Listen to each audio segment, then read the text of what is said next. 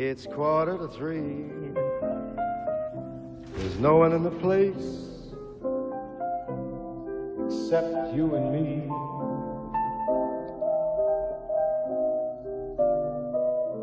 Make it one for my baby, one more for the road. I had your job once. I was good at it. I know. What do you want? I want to ask you some questions.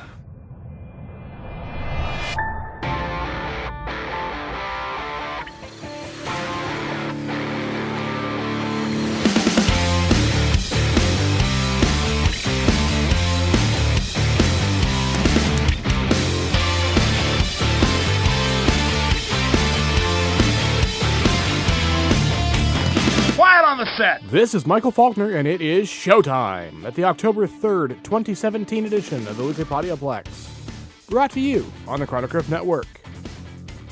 This week's birthdays include stage and screen legend Julie Andrews, philanthropist and former U.S. President Jimmy Carter, future Captain Marvel Brie Larson, future Lara Croft Alicia Vikander, Lena Headey from Game of Thrones, Supergirl herself Melissa Benoist, former Batgirl Alicia Silverstone, acting legend Kate Winslet, Jesse Eisenberg from The Social Network, former Pink Ranger Amy Jo Johnson, Elizabeth Shue from the Karate Kid films and Adventures in Babysitting, and the Ashmore Brothers. Sean was Iceman in the X-Men films, and Aaron was Jimmy Olsen from Smallville.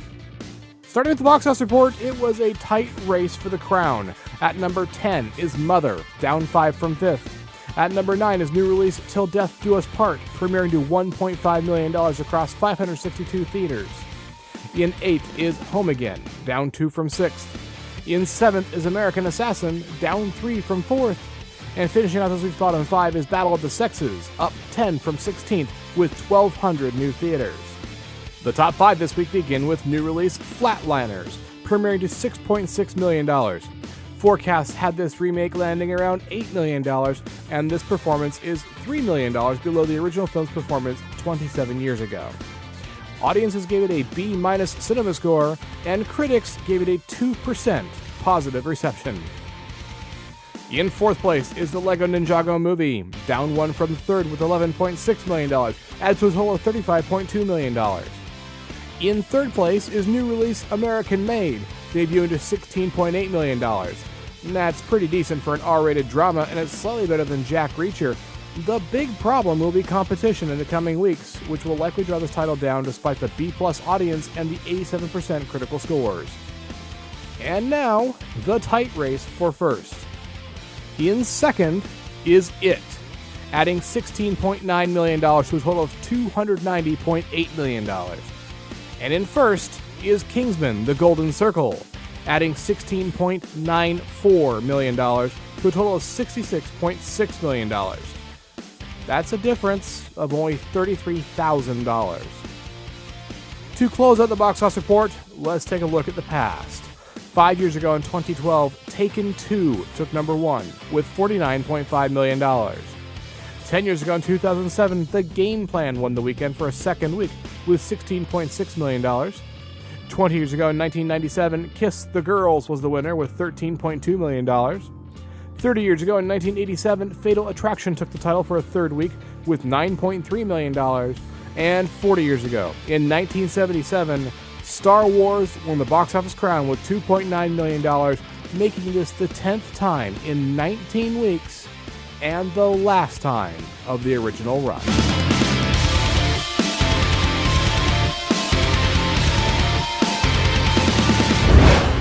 The box office premieres for October 6th are taking issue with replicants.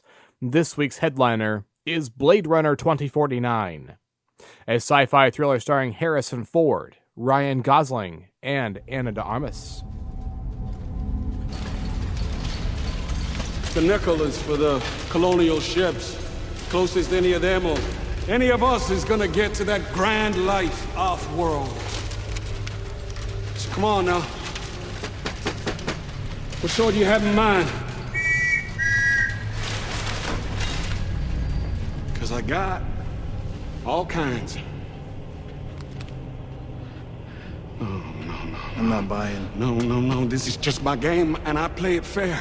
No. I mean, bigger than you. Bigger than you were trying to shut me down. Bigger than you, and they were men at that. A young Blade Runner's discovery of a long-buried secret leads him to track down former Blade Runner Rick Deckard, who's been missing for 30 years. Blade Runner 2049 is rated R. The second wide release is My Little Pony, the movie, an animated family film starring Emily Blunt, Kristen Chenoweth, and Liev Schreiber. Is it really her? It is! It is! Hiya. I'm looking for the pony in charge. I need to set up for my sound check. A songbird serenade? I was just going to check on you. I'm Princess Twilight, and sorry about the mess. I'm usually not so... Caked in cake? You have visual on buttercream. Visual confirmed. Go for cleanup. A dark force threatens Ponyville, and the main six embark on an unforgettable journey beyond Equestria, where they meet new friends and exciting challenges on a quest to use the magic of friendship to save their home. My Little Pony, the movie, is rated PG. And the third wide release this week is The Mountain Between Us, an adventure thriller starring Idris Elba, Kate Winslet, and Beau Bridges. I have some Advil. Are you okay? Couple of bruises, a few scratches, a couple of cracked ribs. I'm okay. I got lucky. Pilot. He didn't file a flight plan. No, but there was radio contact. How long's it been? 36 hours. I've got plenty of water as long as we can melt the snow. Got 4 packets of almonds, a couple of candy bars, half-eaten sandwich, and some cookies. What kind of cookies? What? Joke. Stranded after a tragic plane crash, 2 strangers must forge a connection to survive the extreme elements of a remote, snow-covered mountain. When they realize help is not coming, they embark on a perilous journey across the wilderness. The Mountain Between Us is rated PG-13. There are also 4 titles on the limited slate this week, and you can find those in the show notes. Next up is a look at the home entertainment slate for the week of October 3rd, and I'll begin with new release on DVD and Blu-ray. And that list kicks off with Pirates of the Caribbean, Dead Men Tell No Tales, a fantasy adventure film starring Johnny Depp, Javier Bardem, and Kaya Scodelario. Captain Jack Sparrow searches for the Trident of Poseidon while being pursued by an undead sea captain and his crew. Pirates of the Caribbean, Dead Men Tell No Tales is rated PG-13. The second title is The Cult of Chucky, a horror thriller starring Fiona Dourif, Jennifer Tilly, and Brad Dourif. Chucky returns to terrorize a human victim named Nika, and meanwhile, he's also got some scores to settle with his old enemies with the help of his former wife. Cult of Chucky is rated R. And the third new release is The Book of Henry, a crime drama starring Naomi Watts, Jaden Lieberher, and Jacob Tremblay. With instructions from her genius son's carefully crafted notebook, a single mother sets out to rescue a young girl from the hands of her abusive stepfather. The Book of Henry is rated PG-13. Swinging by new releases on digital video, I have one title to share, and that one is Sharknado 5: Global Swarming. Yes, they made another one. A horror comedy starring Ian Ziering, Tara Reid, and Cassandra Serbo.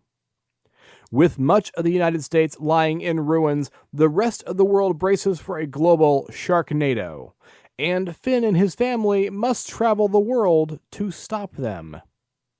Sharknado 5: Global Swarming is not rated.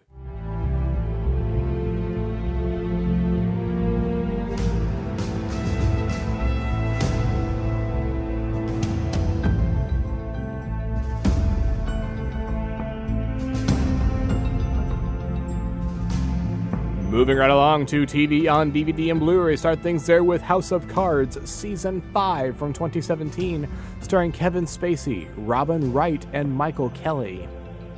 In the midst of a presidential election, tensions mount in the White House as Frank and Claire continue to navigate their political careers and redefine their relationships, particularly with each other. Season 5 of the Emmy Award-winning political drama is marked by violent power plays, new alliances, stunning betrayals, and, as always, a desire to win at any cost. And not just from Frank Underwood.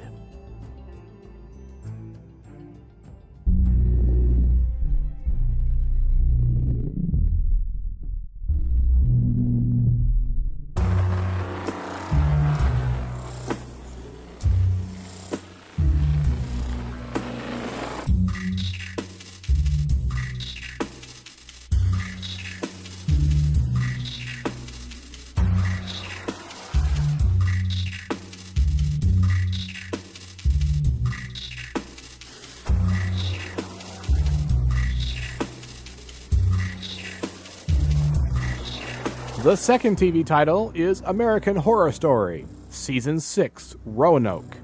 Season 6 was in 2016 and starred Kathy Bates, Sarah Paulson, and Cuba Gooding Jr. Life imitates grisly reality TV in one of television's edgiest and most acclaimed shows. Told in gripping true crime documentary style, My Roanoke Nightmare, this season's show within the show chronicles shocking paranormal events. Hoping to begin a new peaceful life in a rustic North Carolina farmhouse, Shelby and Matt Miller flee Los Angeles, only to find murder, mayhem, and madness. From a girl ghost to a swine monster to murderous nurse sisters to a sadistic cult leader known as the Butcher, the couple's home is filled with non-stop terrors. Maybe they're better off in Los Angeles, I'm just saying.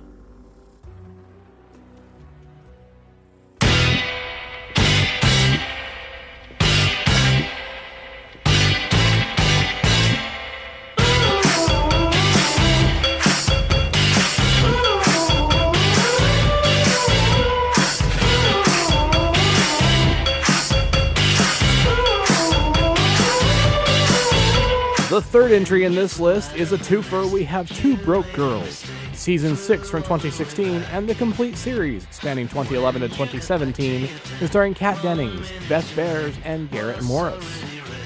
Two young women waitressing at a Greasy Spoon diner strike up an unlikely friendship in the hopes of launching a successful business, if only they can raise the cash. In the sixth and final season, Max and Carolyn realize that dream of turning their cupcake window into a dessert bar. Emphasis on bar. But in order to keep their bar up and running, they still have to work around the clock at the diner, even though it is far from their first priority, which frustrates Han and amuses Earl. But busy as they are, Max and Carolyn still make time to revisit old loves and welcome new ones. Meanwhile, Sophie and Oleg are busy with their new love, their beautiful bouncing baby, Barbara. How often can you say you've been changed? Really changed by a party?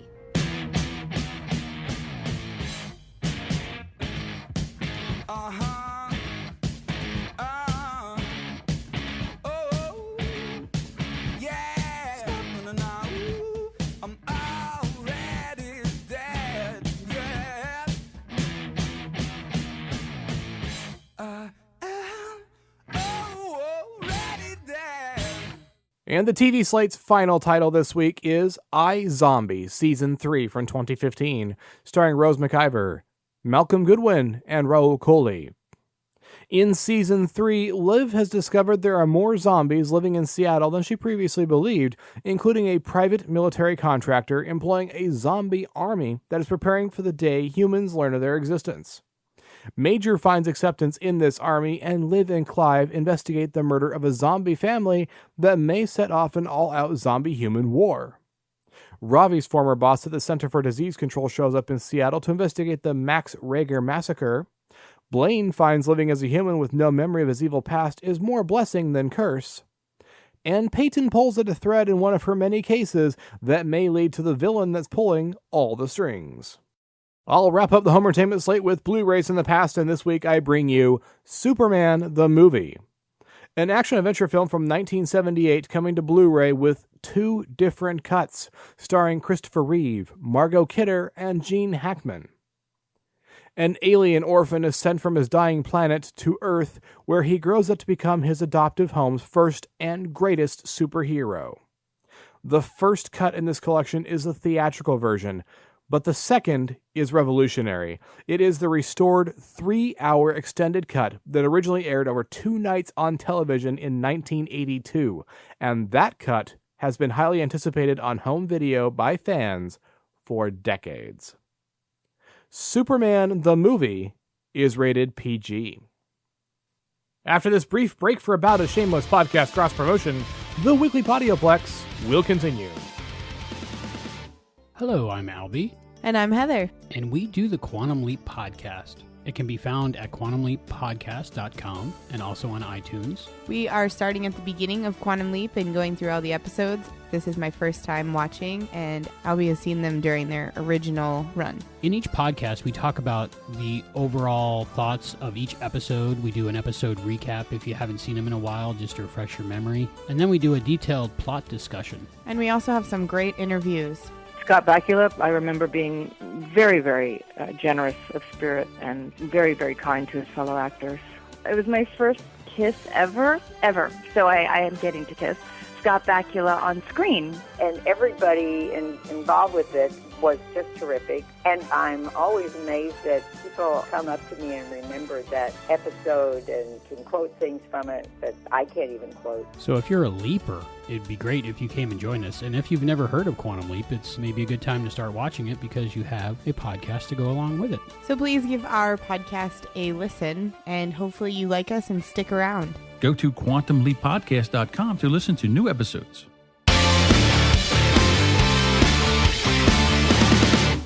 And welcome back to the Weekly Podioplex. I'm Denise with your Quick Flicks.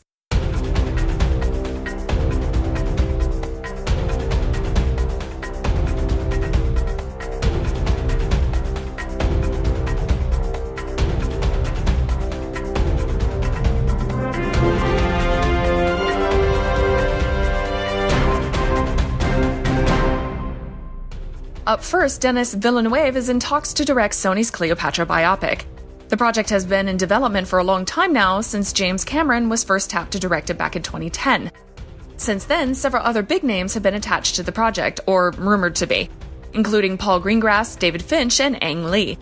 The film is also expected to star Angelina Jolie as the titular Egyptian queen, although that's a best-case scenario given how long the movie has been in development hell. And given that the Black Sails creators are bringing a Cleopatra series to Amazon, it might be that we don't actually get a biopic movie.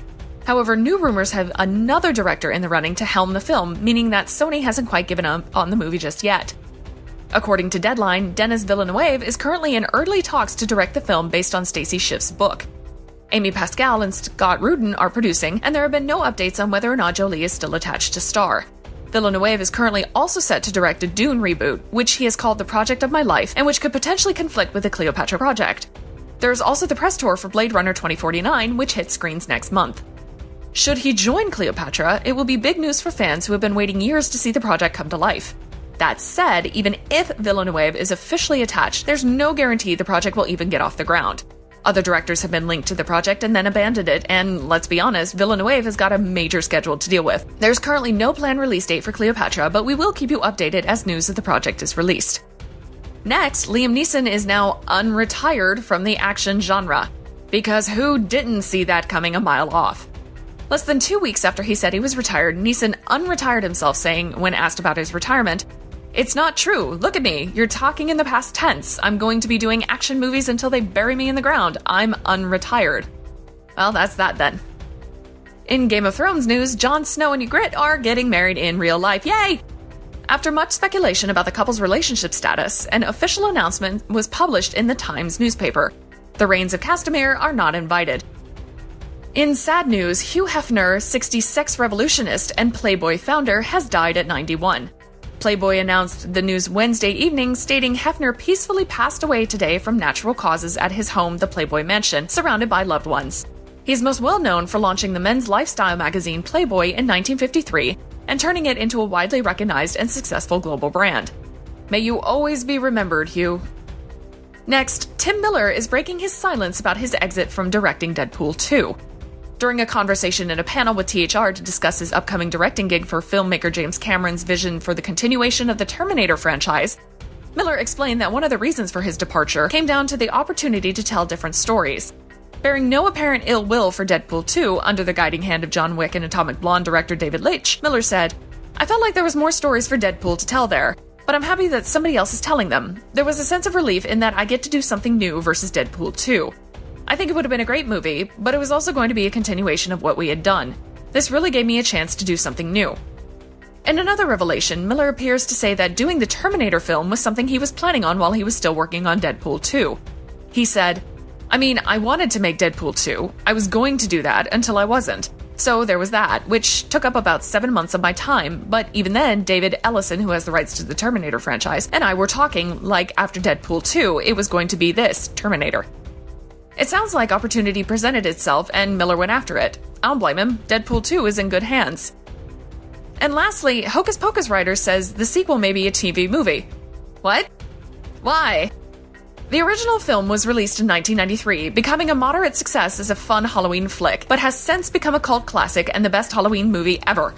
The story of 3 witches brought back from the dead by a teen and his friends has only increased in popularity, with annual screenings in October in several theaters, events at Disney resorts, and even a full-length book about the film which was released last year, and I did not know this, so now I have to buy it because reasons.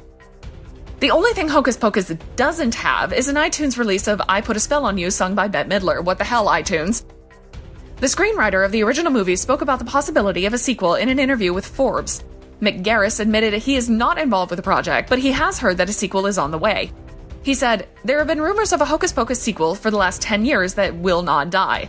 I have heard they are developing the script. I haven't been involved in it, but I think there will be a sequel. It might be for Disney Channel or Freeform or ABC.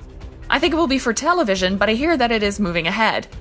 Garris added that the actors who played the Sanderson sisters in the original Hocus Pocus may yet return for the follow-up, saying, "I think they are bringing back the original cast. If they don't do that, I think it would be a big mistake because all 3 of them are still so incredibly potent and powerful and great performers, and who else can recreate those characters?" Okay, so if Bette Midler, Sarah Jessica Parker, and Kathy Najimy return for the sequel, I'm in, don't care. Hocus Pocus is still one of my favorite Halloween movies, and I'm still waiting for that damn iTunes release. There is no official word and no official release date for a Hocus Pocus sequel. And that's it for this week's Quick Flicks. I'll see you guys next time on the Weekly Podioplex. Thank you, Denise. And here we are once again at the end of the new edition of the Weekly Podioplex. If you want to discuss anything you heard on this week's edition, we would love to hear from you. You can surf on over to the Chronic Rift homepage at chronicrift.com and leave an audio message right there on the website using your microphone. You can also write an email or send an MP3 to weeklypodioplex@gmail.com. If 140 or 280 or however many characters Twitter allows is more your thing, you can still tweet us on Twitter. The Chronic Rift is chronic_rift. The Weekly Podioplex is Weekly Podioplex. Denise is Riley James Keith, and I am Womprat99, like the creature Luke with Bullseye in his T16 in Beggar's Canyon. You can give the Chronic Rift a thumbs up on Stitcher Radio, leave us a review on iTunes, and you can find the Weekly Podioplex and the Chronic Rift on Facebook. The usual disclaimer applies, of course. If you leave us feedback, you may hear your words on a future edition of the Weekly Podioplex. Take a moment, stop on by, and see what other shows the Chronic Rift Network has to offer. We have the Batcave Podcast, the OSI Files Podcast, the G2V Podcast, Generations Geek, Presenting the Transcription Feature, the Dan and Travis Show, the Sci-Fi Diner Podcast, Doctor Who and Mr. Drew, the Home Game Show Version Podcast, and so much more. If you have a Roku player, it's a time machine. You can find us there on the Chronic Rift's Roku channel, which has episodes of the Chronic Rift's adventures in the 1990s when it was a public access television show on the New York City airwaves. Check us out and find the culture in pop culture. If you're interested in more of my adventures, take a quick trip to my blog, Creative Criticality, where I'm watching every episode of Doctor Who for the first time from the very beginning of the franchise and reviewing those tales in the Timestamps Project. Right now, the blog is wrapping up the 20th season. In fact, I'm just about ready to publish the 5 Doctors And those reviews can be found at creativecriticality.wordpress.com. You can also find Creative Criticality on Facebook. Denise can also be found on the internet at Accessories Not Included, where she talks about her writing, reviews books, and offers her services as a cover designer. Check her out at accessoriesnotincluded.com. If you decide to pick up any of this week's new releases, why not do it through our Amazon store? You get the newest entertainment at Amazon's low prices and high-quality service, and each purchase you make at that store supports the Chronic Riff Network. Your support keeps us on the air, and we appreciate your consideration. Look for the links to our best bets and the network store in our show notes, or click the Amazon box on the website. The Weekly Podioplex is a Lucky Shot production and is produced by John S. Drew. On behalf of Denise and John, this is Michael Faulkner. Thanks for listening. Until next time, there are adventures and drama, comedy and action, worlds to explore in the depths of film. Get some popcorn, find your favorite seat, and I'll see you at the theater.